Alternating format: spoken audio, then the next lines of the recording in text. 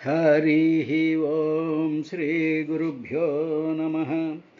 కమలాక్షునర్చించు కరములు కరములు శ్రీనాథు వర్ణించు జివ్వ జివ్వ సురరక్షకుని చూచు చుట్కులు చుట్కులు శేష సాయికి మృక్కు శిరము శిరము విష్ణునకర్ణించు వీనులు వీనులు మధువైరిద విలిన మనము మనము భగవంతు వలగొను పదములు పదములు పురుషోత్తముని మీది బుద్ధి బుద్ధి దేవదేవుని చింతించు దినము దినము చక్రహస్తుని ప్రకటించు చదువు చదువు కుంభినీదవు చెప్పెడి గురుడు గురుడు తండ్రి హరిజేరుమనియడి తండ్రి తండ్రి కంజాక్షునకు గాని కాయంబు కాయమే పవన గుంభిత చర్మ భస్త్రిగాక వైకుంఠు పొగడని వక్త్రంబు వక్త్రమే ఢమఢమధ్వని తోడి ఢక్కగాక హరిపూజనములేని హస్తంబు హస్తమే తరుశాఖ నిర్మిత దర్విగాక కమలేషు చూడని కన్నులు కన్నులే తనుకుడ్యజాలరంధ్రములుగాక చక్రి చింతనలేని జన్మంబు జన్మమే తరళ సలిల బుద్బుదంబుగాక విష్ణు భక్తి లేని విబుధుండు విబుధుడే పాదయుగము తోడి పశువుగాక సంసార జీమూత సంఘంబు విచ్చునే చక్రిదాస్య ప్రభంజనము లేక తాపత్రయాభీల దావాగ్నులారునే విష్ణు సేవామృత వృష్టి లేక సర్వంకషాఘౌఘజలరాసులింకునే హరిమనీషా బడబాగ్నిలేక ఘన విపద్గాఢాంధకారంబులణుగునే పద్మాక్షునుతిర విప్రభలు లేక నిరుపమా పునరావృత్తి నిష్కళంక ముక్తినిధి కనవచ్చునే ముఖ్యమైన శరంగ కోదండ చింతనంజనము లేక తమరస గర్భునకైన దానవేంద్ర ఓం శ్రీ గురుభ్యో నమః.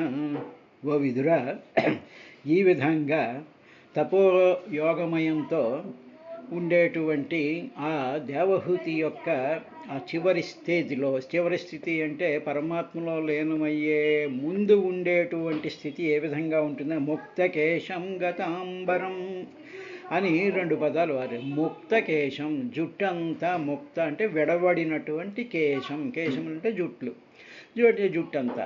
తర్వాత గత అంబరం అంటే గత పోయినటువంటి అంబరం, శరీరం వస్త్రం కలిగినటువంటిది అని. మామూలుగా అర్థం ఏమిటంటే జుట్టుముడంతా విడిపోయింది, ఎందుకంటే గాలి వేస్తుంది, అది వస్తుంది వస్తుంది, వర్షం పడుతూ ఉంటుంది. ఆవిడ సమాస్థితిలో ఉన్నప్పుడు ఒంటి మీద స్పృహ ఉండదు, ఆ గాలికి దానికి వస్త్రం అది ఎగిరిపోతూ ఉంటుంది. ముక్త కేశం, జుట్టంతా ఇదైపోతూ ఉంటుంది అనేటువంటి విధానాన్ని చూసేటప్పటికి మనకి కొంతమందిని మనం చూస్తూ ఉంటాం కదా, నాగ సాధువులని వీళ్ళని వాళ్ళని చూస్తూ ఉండేటప్పటికి వాళ్ళ జుట్టు అంతా విడిపోయి ఉంటుంది, జడలు కట్టేసి ఉంటుంది.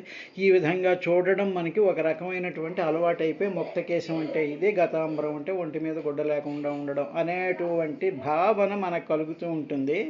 కానీ ఇక్కడ ఆధ్యాత్మిక భావన ఏమిటండి అంటే ముక్త కేశం, కేశం అంటే జుట్టు కదా, జుట్టు దేని మీద ఉంటుంది, అన్నిటికన్నా పైన ఉండేటువంటిది కేశపాసం. జుట్టు అంటే ఏమిటన్నమాట, అది ఎక్కడ మొలుస్తుంది, బ్రెయిన్లో మొలుస్తుంది. అంటే స్కల్లో నుంచి, ఆ స్కల్ లేయర్స్లో నుంచి అది వస్తుంది. అంటే ఏమిటి, స్కల్లోనూ లేకపోతే బ్రెయిన్లో ఏముంటాయి, అనేక రకాలైనటువంటి ఆలోచనలు ఉంటాయి, వాసనలు ఉంటాయి, సుఖాలు ఉంటాయి, దుఃఖాలు ఉంటాయి, వీటి యొక్క అనుభవాలన్నీ ఉంటూ ఉంటాయి. దీనికి తోడు విపరీతమైనటువంటి అహంభావం కూడా ఉంటుంది. నేను ఫలానా, నేను నా ఉద్యోగం ఇది, నా వ్యాపారం ఇది, నా స్థితి ఇది, నేను ఇంతటి వాడిని, నేను అంతటి వాడిని అనేటువంటి భావం ఒకటి ఉంటుంది. తరువాత ఈ కేశాన్ని రకరకాలైనటువంటి ఫ్యాషన్స్తో దీన్ని అలంకరించుకోవాలి అనేటువంటి ఒక భావన ప్రతి మానవుడిలోకి కూడా ఉంటూ ఉంటుంది. ఎందుకు ఉంటుంది అంటే ఇది అందాన్ని చూపించి, దేని యొక్క అందాన్ని చూపిస్తుంటుంది అంటే దేహం యొక్క అందాన్ని, దేహం యొక్క గతిని, దానికి అహంకారానికి కేశం సంకేతం. ఇప్పుడు ముక్త కేశం అన్నాడు అంటే ఆ జుట్టుని సవరించుకోవడం, జుట్టుని రకరకాలైనటువంటి ఫ్యాషన్స్తో దాన్ని అలంకరించుకుంటూ ఉండడం, దానికి రకరకాలైనటువంటి వెర్రిముర్రి క్రాఫులు చేసుకుంటూ ఉండడం, ఇవన్నీ మనం చూస్తున్నాం కదా, వేళం వెర్రులు ఇవన్నీ దేనివల్ల వస్తాయి అంటే అది శరీరగతము అనే, నేను దేహాన్ని నేను అందంగా కనిపించాలి, నేను అలా ఉండాలి ఇలా ఉండాలి అనేటువంటి దేహగత భావం పోవడం కోసమని చెప్పి తలనీలాలు సమర్పించడం అనేటువంటిది మనకి అందరికీ తెలిసినటువంటి విషయమే. ఇప్పుడు ఆవిడ సమాధి స్థితిలో ఉంది అంటే ముక్తకేశం, ఆలోచనలు ఏదైతే మనసులో ఉండేటువంటి ఆలోచనలు, వాసనలు, తత్సంబంధమైనటువంటివన్నీ కూడా పోతాయి. ఇక్కడ ఆలోచనలు అంటే సూక్ష్మదేహానికి సంబంధించినటువంటి ఆ ఫీల్డ్ అంతా కూడా వదిలివేయబడింది. ముక్త అంటే వదిలివేయబడింది అని అర్థం. తర్వాత గత అంబరం, అంబరం అంటే వస్త్రము గత, అది కూడా పోయింది. ఇక్కడ వస్త్రం ఏమిటంటే వాసాంసి జీర్ణాని యథా విహాయ నవాని గృహ్ణాతి నరోపరాణి తథా శరీరాణి విహాయ జీర్ణాని అన్యాని సంయాతి నవాని దేహి అని భగవద్గీతలో చాలా క్లియర్గా దేహాన్ని వస్త్రంతో పోల్చాడు. వస్త్రం అన్నమాట అంటే ఏమిటి? పాత వస్త్రాన్ని వదిలేసి కొత్త వస్త్రాన్ని ధరించినట్టుగా ఈ దేహం అనేటువంటి దాన్ని అంబరము అంటారు. ఈ అంబరాన్ని గత వదిలేసింది అంటే ఏమిటి? శరీరంలో ఉండేటువంటి ఆలోచనలు, ఇవన్నీ కేశాలు, ఇదేమో అంబరం. కాబట్టి ముక్త కేశం గత అంబరం, ఈ రెండిటిని కూడా వదిలేసింది. ఇప్పుడు మనం కొంతమందిని చూస్తూ ఉంటే ఆడంబరంగా ఉంటారు, ఒక రకమైనటువంటి మంచి పట్టు పంచులు కడతారు, రుద్రాక్షలు వేస్తారు, ఆ తర్వాత ఏమో విభూతి పట్లు పడతారు, 4 శ్లోకాలు 4 పద్యాలు 4 ఇవి పెట్టి ఆ వేషం అంతా ఉంది అంటే వాళ్ళకి ఏమిటంటే గతాంబరం కాదు, ఆ అంబరాలు కట్టుకోవాలి అనేటువంటి కామాంబరం అన్నమాట. ఆ కోరికలు ఉంటాయి అవన్నీ. పట్టు వస్త్రం కట్టేసేసి, పంచడ్డంగా కట్టేసేసి, కండువా వేసేసేసి, ఆ తర్వాత జుట్టు కొంతమంది ఈ మధ్యన ఏంటంటే పిలకలు పెట్టుకుంటూ ఉంటూ మేము పిలక పెట్టుకున్నాం అనేటువంటిది ఏదో పెద్ద ఒక ఆడంబరాన్ని వ్యక్తపరిచేటువంటి కింద ఉంటుంది. ముక్త కేశము అంటే ఏమిటంటే జుట్టు తీసేసేసి ఒక పిలక పెట్టుకోవడం అనేటువంటిది ఏమిటంటే పిలకలో నుంచి అది యాంటెన్లా పనిచేసి కాస్మిక్ ఎనర్జీని లోపలికి తీసుకొచ్చేటువంటిది పిలక.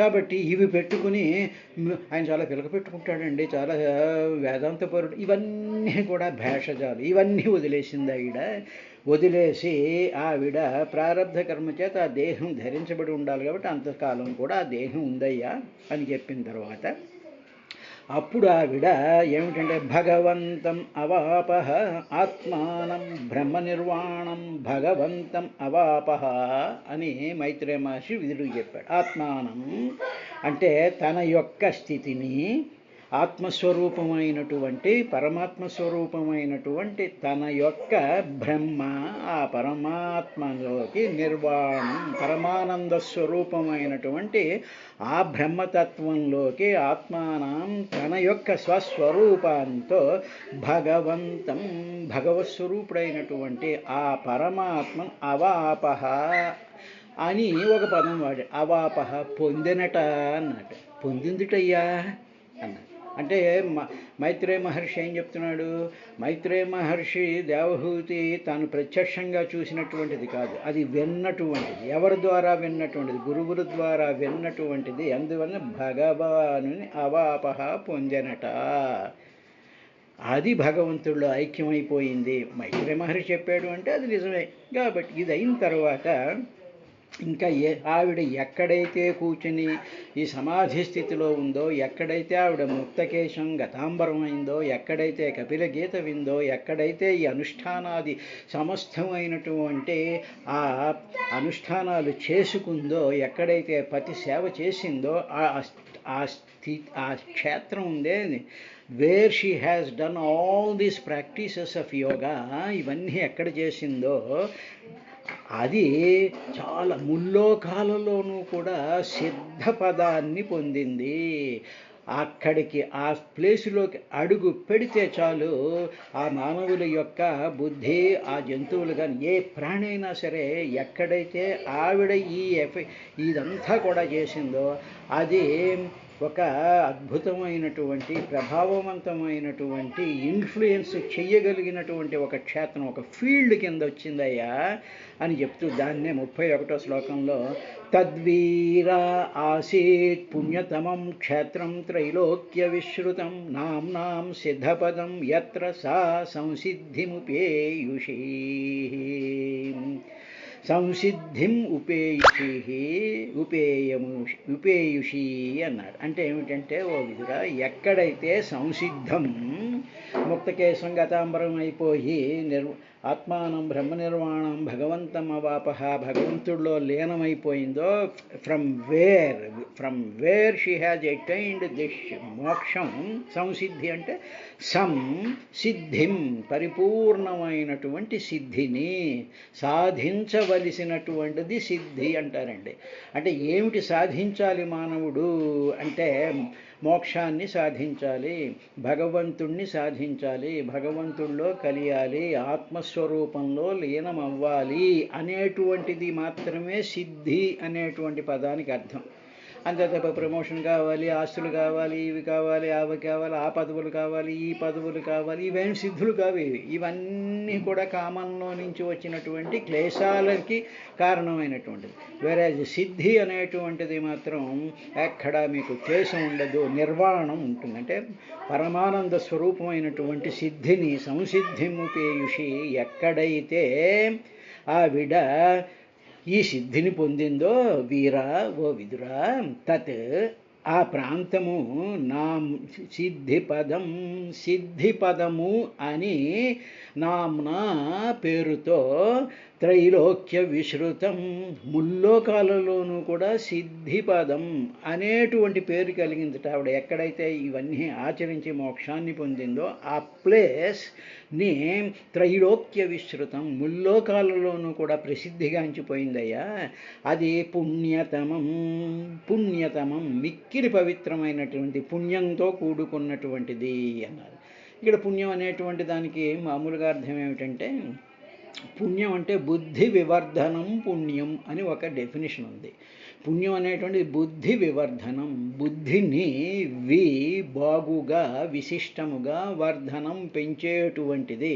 అంటే బుద్ధి లేనటువంటి నాలాంటి మానవుడు, మనలాంటి అనకూడదులండి, నాలాంటి మానవుడు ఎవడైనా సరే ఏ బుద్ధి లేనటువంటి వాడు ఆ పదంలోకి ఒక 2 అడుగులు వేసేటప్పటికి ఇప్పుడు ఏమవుతుందంటే బుద్ధి నాకు ఉండేటువంటి ఆ బుద్ధి ఉందే విశేషముగా వర్ధనం ఎలివేట్ అవుతూ ఉంటుంది.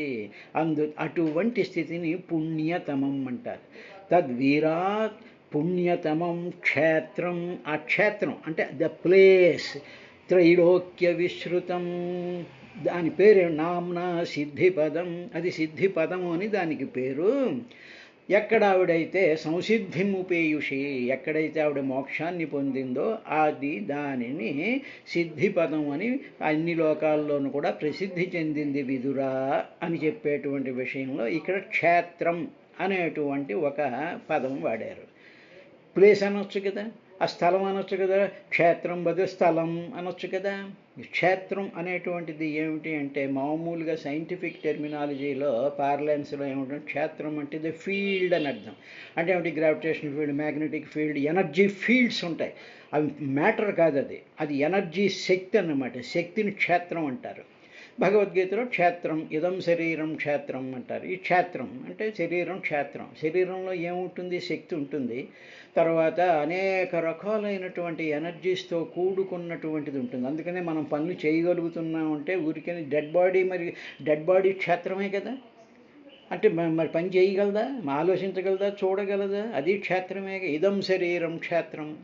అండంలో ఏమిటి అంటే క్షేత్రం అంటే శక్తితో కూడుకున్నటువంటి ప్లేస్ని క్షేత్రము అంటారు. కాబట్టి ఇదం క్షేత్రం, ఆవిడ మామూలుగా సరస్వతి నది ఆశ్రమంలో ఆ ప్లేస్లో ఆవిడ ఇవన్నీ చేసి మోక్షాన్ని పొందింది. ఇప్పుడు అంటే ఏమిటనమాట, అక్కడ ప్లేసు ఉంది, ఆ ప్లేసులో నుంచి అద్భుతమైనటువంటి పరమానందాన్నిచ్చేటువంటి ఆత్మానం బ్రహ్మ నిర్వాణం పరమానందాన్నిచ్చేటువంటి ఆ ఎనర్జీ కూడా అక్కడి నుంచి అలాగ రేడియేట్ అవుతూ ఉంటుంది. అందువల్ల క్షేత్రం అన్నారు. అదేవిధంగా తిరుపతి మహాక్షేత్రం అంటారు, కాశీ మహాక్షేత్రం అంటారు, రామేశ్వరం మహాక్షేత్రాలు అంటే, కాంచీపురం, మధుర. ఈ క్షేత్రాలు అంటే ఏమిటంటే అవేవో రాళ్లతో కట్టినటువంటి గుళ్ళు కావు అవి. అందులో మహత్తరమైనటువంటి ఎనర్జీ సిస్టమ్స్ అన్నీ కూడా రేడియేట్ అవుతూ ఉంటాయి. కాబట్టి లక్షలాది మంది, కోట్లాది మంది అక్కడికి వెళ్ళి ఎందుకు పడిపోతూ ఉంటారంటే, it is a highly attracting fields of yoga, పరమాత్మలో కలిసేటువంటి క్షేత్రాలు. ఇది అయిన తర్వాత తస్యాస్తద్యోగ విధూతమార్చ్యం మర్త్యమభూత్ సరసిత్ శ్రోతసాం ప్రవరా సౌమ్య సిద్ధిదా సిద్ధసేవిత. సౌమ్య అంటే సౌమ్య స్వభావం కలిగినటువంటి ఓ విదురా, ఇప్పుడు ఆవిడ శరీరం ఉందిగా, ఆవిడ యొక్క జీవుడు, ఆవిడ యొక్క లోపల ఉండేటువంటి ఆ అవిజ్ఞాతుడితో కూడుకున్నటువంటి ఆ జీవుడు మాత్రం మోక్షాన్ని పొందేశాడు. కాబట్టి జీవుడు శరీరాన్ని పొందాడుగా, వాడు మోక్షానికి వెళ్ళిపోయింది, ఆ జీవుడు వెళ్ళిపోయాడు అంటే ఇక మిగిలిపోయింది ఏమిటంటే శరీరం మిగిలిపోయిందిగా. ఓ విదురా, శరీరం మిగిలిందిగా. ఆ శరీరాన్ని సాధనం కింద చేసుకుని, శరీరమాద్యం ఖలు ధర్మ సాధనం అంటారు. కాబట్టి the body is an instrument through which you do all the works. అంతే కదా, శరీరంతోనే కదా మనం పనిచేస్తూ ఉంటాం. కాబట్టి ఇప్పుడు ఆ శరీరం యొక్క స్టేట్ ఎలా ఉంది, మామూలు వాళ్ళ యొక్క శరీరం యొక్క స్టేట్ ఎలా ఉంటుంది అంటే, యోగశక్తి చేత ఆవిడ యొక్క శరీరం మాలిన్యరహితం అయింది. తస్యాత్ సౌమ్య విధూతం మార్చ్యం అంటే మరణ స్వభావము కలిగినటువంటి దాన్ని మర్చ్యము అంటారు. మర్చ్యులు అంటే మనుషులు, అంటే ఏమిటి, మట్టి అన్నమాట. అంటే మరణ స్వభావం కలిగినటువంటిది దేహం.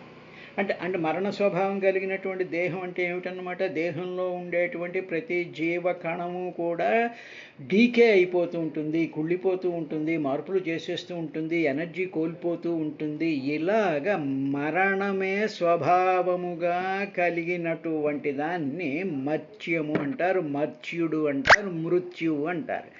ఇప్పుడు ఆవిడ శరీరం ఏమిటంటే మార్చ్యం అంటే ఆ శరీరం విధూత, పూర్తిగా క్లీన్ చేయబడినటువంటిది ఆవిడ శరీరం. ఆ క్లీనింగ్ ప్రాసెస్ దేంతో చేశారంటే యోగ విధూతమార్చ్యం, యోగం చేత విధూత బాగుగా క్లీన్ చేయబడినటువంటి మార్చ్యం, శరీరం కలిగినటువంటిది. ఆ శరీరం అదన్నమాట. మామూలుగా మిగతా శరీరాలన్నీ ఎలా ఉంటాయి, ఏ శరీరాన్ని తీసుకున్నా ఏముంటుంటుంది, అది it is not a cleaned శరీరం. యోగం చేత క్లీన్ అయినటువంటి శరీరం కాదు. ఆ శరీరంలో ఉండేటువంటి జీవాణువులు అవన్నీ కూడా they are vibrating with yoga, పరమాత్మ యొక్క ఆ వెలుగుతో నిండిపోయినటువంటి శరీరం. కాబట్టి ఆ శరీరం ఏం జరిగింది స్వామి, మరి ఆ శరీరం ఏం జరిగిందంటే అభూత్ సరిత్, అదే అభూత్ అయిపోయిందయ్యా. ఏమైంది అంటే సరిత్, ఒక నదిగా మారిపోయి ప్రవహించేసింది. అంటే శరీరం నదిగా మారింది అనేటప్పటికీ, ఏమంటే శరీరం నదిగా ఎలా మారుతుందండి అంటే, పంచభూతాల్లో జలం కూడా ఉందిగా. కాబట్టి ఆ పంచభూతాత్మకమైనటువంటి దాంట్లో పరిపూర్ణమైనటువంటి యోగస్థితిలో ఉండేటువంటి అటువంటి శరీరాలన్నీ కూడా నదుల కింద మారుతాయి. అంటే ఆ నదిలో ఆ మాలిన్యరహితమైనటువంటి యోగ సంసిద్ధి కలిగినటువంటి ప్రభావం ఉంటుంది ఆ నదుల్లో. అందువల్ల గంగాది నదుల్లో స్నానం చేయమనడానికి కారణం ఏంటంటే, మహానుభావులందరి యొక్క శరీరాలు కూడా యోగం చేత విధూతమైనటువంటి శరీరాలన్నీ కూడా నదుల కింద, ఉపనదుల కింద, వీటి కింద మారిపోయి కలుగుతూ ఉంటాయి. ఇవన్నీ సముద్రంలో కరుగుతాయి. కాబట్టి సముద్రం కూడా అంత పరమ పవిత్రమైనటువంటిది. కాబట్టి సముద్ర స్నానాలు చేయాలి అనేటువంటి విషయం చెప్తూ ఉంటారు. విధూతమార్చ్యం మర్చ్యం అభూత్ సరిత్ అభూతు అయిందయ్యా, సరితయింది. అది శ్రోతసాం ప్రవరా. శ్రోతసాం అంటే శ్రోతం అంటే ప్రవహించేటువంటి లక్షణం కలిగినటువంటి నదులలో ప్రవర చాలా గొప్పదైనటువంటి నది కింద మారిపోయింది ఆవిడ. అది ఏం చేస్తుందంటే సిద్ధినిస్తుంది. అంటే ఆ నదిలో నదిని చూసి నమస్కారం చేసి ఆ నీళ్లను కొంచెం లోపలికి తీసుకుని ఆచమనం చేసి ఆ నదిలో కానీ స్నానం చేసినట్లయితే అది సిద్ధినిచ్చేటువంటి నది అది. ఆ నదిని సిద్ధసేవితా, మహాత్ములైనటువంటి సిద్ధులైనటువంటి తపోసంపన్నులైనటువంటి యోగ పురుషులందరూ కూడా ఆ నదిలోకి వచ్చి స్నానం చేస్తూ ఉంటారయ్యా. కాబట్టి ఇటువంటి వాళ్ళందరికీ కూడా సిద్ధులు ప్రసాదించడం కోసం అని చెప్పి ఆవిడ యొక్క దేహం విధూతమార్చ్యం, యోగ విధూతమార్చ్యం అయిపోయినటువంటి ఆ దేహం ఆ విధంగా నదుల్లో ప్ర అంటే చాలా బాగుగా శ్రేష్టముగా, వర అంటే వరించదగినటువంటిది, కోరదగినటువంటి నది కింద మారింది. ప్రవర అంటే మామూలుగా శ్రేష్టమైనటువంటిది అని అర్థం ఒకటి. అంటే బాగుగా, వర అంటే వరించదగినటువంటిది, that can be which is to be desired, దానినే కోరుకోవాలి. అటువంటి నది సిద్ధసేవిత, సిద్ధినిస్తుంది. ఆ నదిని సిద్ధులందరూ కూడా సేవిస్తూ ఉంటారయ్యా. కాబట్టి ఆ శరీరం నది కింద మారింది. ఆ జీవుడు ఆత్మానం బ్రహ్మ నిర్వాణం భగవంతమవాపహ, ఆ జీవుడు పరమాత్మలో లీనమైపోయాడయా అని చెప్పిన తర్వాత 33వ శ్లోకంలో కపిలోపి మహాయోగి భగవాన్ పితురాశ్రమాత్ మాతరం సమనుజ్ఞాప్య ప్రాగుదీచీం దిశం యయౌ. అప్పుడు మహాయోగి అయినటువంటి తల్లిలా అయిపోయింది. చూశాడు, ఆయన తీసుకున్నాడుగా వెళ్ళిపోయాడు. ఆయన దివ్య దృష్టితో చూసేటప్పటికి తల్లి యొక్క శరీరం అంతా కూడా నది కింద మారిపోవడం అనేటువంటి విషయాన్ని ఆయన గ్రహించుకున్నాడు. తర్వాత ఏం చేశాడు, ఇప్పుడు వెళ్ళేటప్పుడు తల్లిని ఒప్పించాడు కదా, అమ్మ నేను ఇంక వెళ్ళొస్తాను అని తల్లిని ఒప్పించేసి కపిల భగవానుడు ఏం చేశాడంటే ఆశ్రమం నుంచి ఈశాన్య దిక్కు వైపుకి వెళ్ళిపోయాడు. ఈశాన్యం అంటే ఉత్తరానికి తూర్పుకి మధ్యలో ఉండేటువంటి ఆ మూల ఉందే ఈశానం అంటారనమాట. అంటే సమస్తమైనటువంటి దేవతాశక్తులు ఎక్కడైతే ఈ స్పేస్ టైం కోఆర్డినేట్స్లో ఎక్కడైతే నిక్షిప్తమై ఉంటాయో అటువంటి ఒకనొక దిక్కుని ఈశాన్య దిక్కు అంటుంటారు. దాని వైపుకి ఆయన వెళ్ళిపోయాడు విదురా అని చెప్తూ కపిలోపి మహాయోగి, కపిలుడు కూడా మహాయోగి అయినటువంటి భగవంతుడైనటువంటి ఆ కపిలుడు ఏం చేశాడు అంటే మాతరం తల్లిని సమనుజ్ఞాప్య, తల్లి యొక్క అనుమతిని తీసుకుని ప్రాగుదీచీం దిశౌ, ప్రాక్ తూర్పుకి, ఉదీచీ దిశ అంటే ఉత్తరానికి, ప్రాక్ ఉదీచి అంటే ఉత్తర దిక్కుకి మధ్యలో ఉండేటువంటి దిశం యయౌ, ఆ ఈశాన్య దిక్కు వైపు యయౌ, ఆయన ఆ విధంగా వెళ్ళిపోయాడయ్యా అని చెప్పిన తర్వాత అప్పుడు ఇలా ఈశాన్య దిక్కులోకి వెళ్ళిపోతున్నటువంటి ఆ కపిల భగవాను సిద్ధచారణ గంధర్వైర్మునిభిశ్చాప్సరో గణై స్తూయమాన సముద్రేణ దత్తార్హణ నికేతన. అప్పుడు ఈ సిద్ధులు, చారణులు, గంధర్వులు, మునులు, అప్సరసులు వీళ్ళందరూ కూడా ఆయన ఈశాన్య దిక్కులోంచి వస్తూ ఉన్నప్పుడు ఆయన్ని బ్రహ్మాండంగా స్తుతిస్తూ ఉంటే అప్పుడు ఈ నదులన్నీ ఎక్కడైతే కలుస్తాయో ఆ కలిసినటువంటి సముద్రుడు ఒక్కసారి సముద్రంలో నుంచి పైకి లేచి వస్తూ ఉండేటువంటి పరమాత్మ స్వరూపునైనటువంటి భగవానుడైనటువంటి కపిల మహర్షి అర్ఘ్యాన్నిచ్చి, స్వామి నువ్వు నా దగ్గర నీకు ఇక్కడ నేను మకాం ఏర్పరుస్తాను అని చెప్పి ఆ సముద్ర గర్భంలో ఆయన తపస్సు చేయడం ప్రారంభించాడయ్యా విదురా అని చెప్పాడు. సిద్ధచారణ గంధర్వైర్మునిభిశ్చ అప్సరో గణై స్తూయమాన వీళ్ళందరూ కూడా స్తుతి చేస్తూ ఉండగా సముద్రుడు దత్త అర్హణ నికేతన.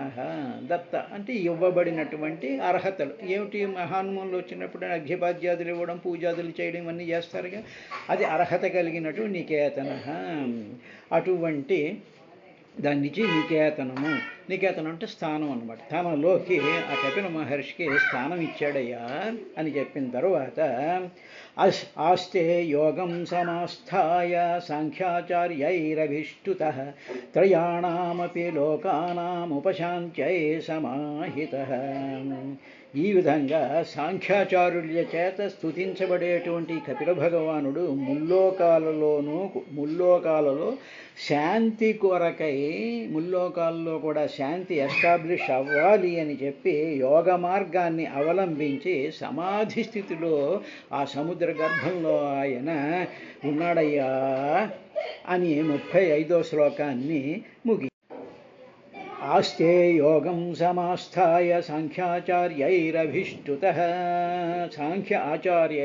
సాంఖ్యయోగంలో ఆచార్యత్వాన్ని పొందినటువంటి వాళ్ళందరికీ కూడా అభిష్టుత స్తుతించబడినటువంటి కపిల భగవానుడు. అందరూ కూడా సాంఖ్యయోగంలో అడుగుపెట్టిన వాళ్ళందరికీ పరమ గురువు అయినటువంటి వాడు కపిలుడు. అటువంటి కపిలుడు సముద్రంలో మకాన్ చేసిన తర్వాత ఏం చేశాడని కదా ఆలోచిస్తున్నావు విదురా. ఆయన ఏం చేశాడు అంటే త్రయాణమపి లోకానాం, 3 లోకాలలోనూ కూడా ఉపశాంత్యై, దగ్గరగా శాంతి ఉండడం కోసమని చెప్పి సమాహిత ఏకాగ్రచిత్తంతో సమాధి స్థితుడై ముల్లోకాలలోనూ కూడా శాంతి ఎస్టాబ్లిష్ అవ్వాలి అనేటువంటి ఆ అద్భుతమైనటువంటి ఆ నిష్ఠ చేత, దాని చేత ఆయన సముద్రంలో ఆయన సమాధిలోకి వెళ్ళి ఆ యోగంలో ఆయన స్థిరపడ్డాడయ్యా అన్నాడు. అంటే ఫైనల్గా మనం భాగవతంలో తృతీయ స్కంధంలో ఈ 35వ శ్లోకం, ఇంకా 36, 37 శ్లోకాలతో తృతీయ స్కంధం పూర్తవుతుంది. రేపటి నుంచి చతుర్థ స్కంధంలోకి వెళ్తాం. ఇప్పుడు ఏమిటి అంటే ముల్లోకాలలోనూ ఉండేటువంటి పరిస్థితి ఏమిటి అంటే, ఈయన కపిలుడు సాక్షాత్తు పరమాత్మేగా. అందువల్ల పరమాత్మ ఏమన్నాడు? యుగే సంభవామి యుగే అన్నాడు. అంతే కదా, నేను సంభవామి వస్తూ ఉంటాను యుగాలకి, ప్రతి యుగానికి ఒకసారి వస్తూ ఉంటాను. ఎందుకంటే ఎప్పుడైతే ఆ ధర్మం పెరిగిపోతుందో సాధువుల్ని రక్షించడానికి, దుష్టుని శిక్షించడానికి వస్తానని చెప్పాడుగా.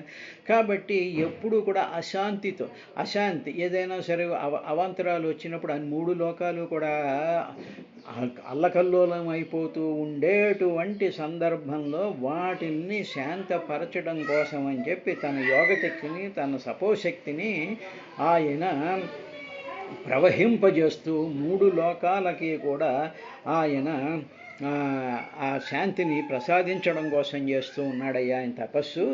అందువల్ల ఏమండి ఇది మనం ఎలా అన్వయించుకోవాలండి అన్న, మనలో కూడా 3 లోకాలు ఉన్నాయి. ఏమిటి 3 లోకాలు అంటే, మొట్టమొదటి దేహం, మనిషి యొక్క స్థూల దేహం, ఇదో లోకం కదా.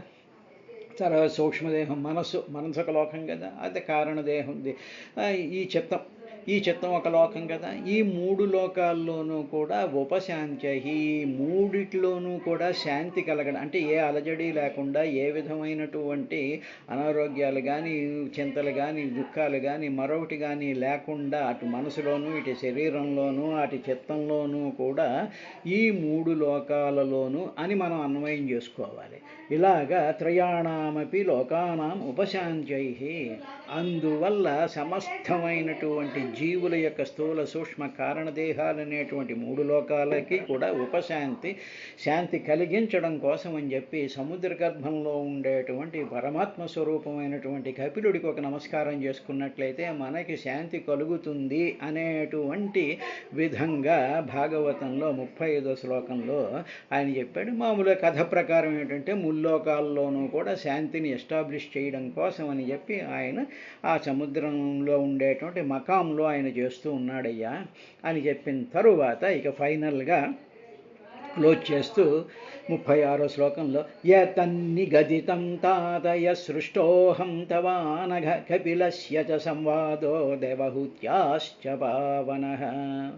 వత్స తాత అంటే వత్స విదుర అనఘ పుణ్యాత్ముడివి. ఎందుకు పుణ్యాత్ముడివి అంటే నువ్వు ఇది విన్నావు కాబట్టి ఆటోమేటిక్గా నువ్వు పుణ్యం వచ్చేసింది నీకు. అసలు నువ్వు ఒరిజినల్గా పుణ్యాత్ముడివే, ఇది వినడం వల్ల కూడా నీకు పుణ్యం వచ్చిందయ్యా. ఇయతే నువ్వు ముందు ప్రశ్నించావు, అసలు ఏమిటి ఈ దేవహూతి, ఏమిటి ఈ సంబంధం, ఈ కథ అంతా ఏమిటి అని నువ్వు ప్రశ్న వేసావు కాబట్టి పృష్ట ప్రశ్నించేవో. ఆ ప్రశ్న నువ్వు వేసినటువంటి ప్రశ్నకి నేను సమాధానంగా ఏతతే ఇది, ఈ మొత్తం అంతా కపిలస్య దేవహూతస్య పావన సంవాదం, కపిలుడికి దేవహూతికి మధ్యలో జరిగినటువంటి సంవాదం అంతా కూడా తవ నీకు నిగదితం చెప్పానయ్యా. అంటే నువ్వు నన్ను అడిగేటప్పటికి I'm very happy to tell you. ఏమిటి నేను చెప్పింది అంటే నా సొంతం ఇంటర్ప్రిటేషన్స్, నా సొంతం నేనేం చెప్పలేదు. ఏతతి ఇదంతా కూడా కపిలస్య చ సంవాదో దేవహూత్యాశ్చ పావనః, చాలా పావనమైనటువంటి సంవాదం. వాళ్ళిద్దరి మధ్యలో జరిగినటువంటి డైలాగ్ ఉంది, ఆ డిస్కషన్స్ ఉన్నాయే, అవన్నీ కూడా పవిత్రం చేసేటువంటి డైలాగ్స్. కాబట్టి భగవంతుడి దయ వల్ల మనం అందరం కూడా ఆ డైలాగులు, మైత్రేయ మహర్షి విదురుడికి చెప్తున్నటువంటి డైలాగులు, తర్వాత వాళ్ళ ద్వారా కపిల దేవహూతుల సంవాదం విన్నటువంటిది, అది చాలా పవిత్రమైనటువంటిది, పావనమైనటువంటిది. కాబట్టి అటువంటి పావనత్వంతో పుణ్యతమమైనటువంటి ఆనందాన్ని ఇచ్చేటువంటి ఆచరణీయ యోగ్యమైనటువంటి ఆ కపిల దేవహూతి సంవాదం విన్నాం, మనందరం కూడా విన్నాం. అది నీకు చెప్పానయ్యా విదురా అని చెప్తూ ఇక ఫలశ్రుతి కింద యా యదమనుశృణోతి యో అభిధత్తే కపిలిమునేర్ తమాత్మయోగగుహ్యం భగవతి కృతధీ సుపర్ణకేతావుపలభతే భగవత్పదారవిందం. యహ ఎవడైతే ఇదం ఇప్పుడు ఇంతవరకు కపిల మహర్షి దేవతకి చెప్పినటువంటిది ఆత్మయోగ గుహ్యం, ఆధ్యాత్మయోగంలో చాలా రహస్యమైనటువంటిది. ఇది అందరూ కూడా వినలేరు. విందామని చెప్పి సెల్ ఫోన్ ఓపెన్ చేసినా ఈ లోపల ఫోన్ వస్తుంది, వెళ్ళిపోతూ ఉంటారు. ఎవరైతే చాలా రహస్యమైనటువంటిది మనస్సుకి పరమాత్మ దగ్గరికి చేర్చేటువంటి యోగం, అంటే కలిపేటువంటి యోగం, కలపడం కదా, యోగం అంటే కలపడం కదా, ఆత్మయోగం పరమాత్మలో కలిపేటువంటి చాలా రహస్యమైనటువంటి ఇది కపిలమునే, కపిల మహర్షి యొక్క మతం, ఆయన యొక్క మతం ఇది, ఆయన యొక్క బోధ ఇది. దీనిని అనుశృణోతి,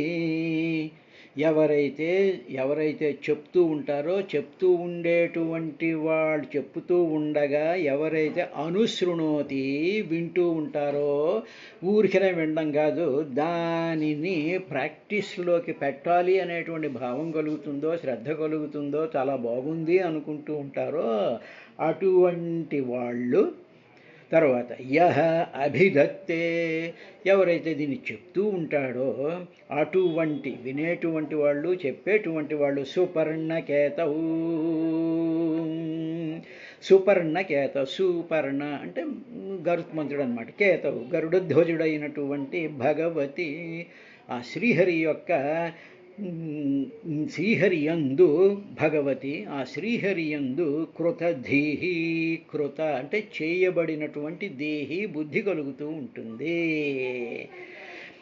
అటువంటి స్థితి వస్తుంది. ఈ మొత్తం తృతీయ స్కంధంలో ఈ కపిల సంవాదం వినేటువంటి వాళ్ళందరి బుద్ధి కూడా ఏం జరుగుతుందంటే భగవంతుడి యందు స్థిరంగా ఉండడం కోసం ప్రయత్నం చేస్తుంది. ఆ బుద్ధి ఆ విధంగా అటువైపుకి డైవర్ట్ అవుతుంది. నెంబర్ 1. తర్వాత డైవర్ట్ అయిందండి, బాగానే ఉందండి, కాసేపు డైవర్ట్ అయింది, మళ్ళీ బయటకు వచ్చేస్తామంటే కాదమ్మా, ఇంకొక చిన్న వ్యవహారం కూడా దాంట్లో ఉంది.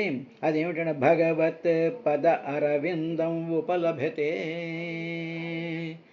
ఆ సాక్షాత్తు భగవంతుడైనటువంటి ఆ శ్రీకృష్ణ పరమాత్మ యొక్క పాద అరవిందం ఉపలభతే. ఆ పాదారవిందాలు నీకు దొరుకుతాయి అంటే నీ హృదయంలో ఆ పాదారవిందాలు నిలుస్తాయి. కళ్ళు మూసుకున్నా తెరిచినా ఆ పాదాలు నీకు కనిపిస్తూ ఉంటాయి. ఆ పాదాల యొక్క స్మరణ, ఆ పాదము అంటే ఆ భగవంతుడికి సంబంధించినటువంటి పాదములు అంటే మామూలుగా వర్డ్స్ కూడుకున్న పదములు అంటాం కదా, పదములు సాగదీస్తే పాదం అంటే కీర్తన. ఆ భగవంతుడి మీద మనం పాడాలని, శ్లోకాలు చదువుకోవాలనేది వినాలని, దాని యొక్క స్మృతిలోకి చేసుకోవాలి అనేటువంటి ఉపలభతే భగవత్ పదార విందం. ఆ భగవంతుడి యొక్క పాదాలను మనకు దొరుకుతూ ఉంటుంది. నంబర్ 1. రెండవది సుపర్ణకేతో భగవతి. సాక్షాత్తు గరుడధ్వజుడైనటువంటి శ్రీహరి యందు బుద్ధి నిలుస్తుంది 1. రెండవది ఆ పాదార విందాల యొక్క స్పృహ కలుగుతుంది అని ఫలశ్రుతి చెప్పిన తర్వాత దాంతో ఇది శ్రీమద్భాగవతే మహాపురాణే తృతీయ స్కంధే త్రయస్త్రింశోऽధ్యాయః ఇది తృతీయ స్కంధ సమాప్త. ఈ విధంగా తృతీయ స్కంధం పూర్తయింది. కాబట్టి ఆ కపిల దేవహూతి సంవాదం విన్న మనందరికీ కూడా కపిల భగవానుడి యొక్క ఆశీర్వాదం ఉండాలని, మన బుద్ధి అటువైపుకి మళ్ళాలని ప్రార్థిస్తూ రేపటి నుంచి చతుర్థ స్కంధం యొక్క ప్రారంభం చేసుకుందాం. ఓం తత్సతి.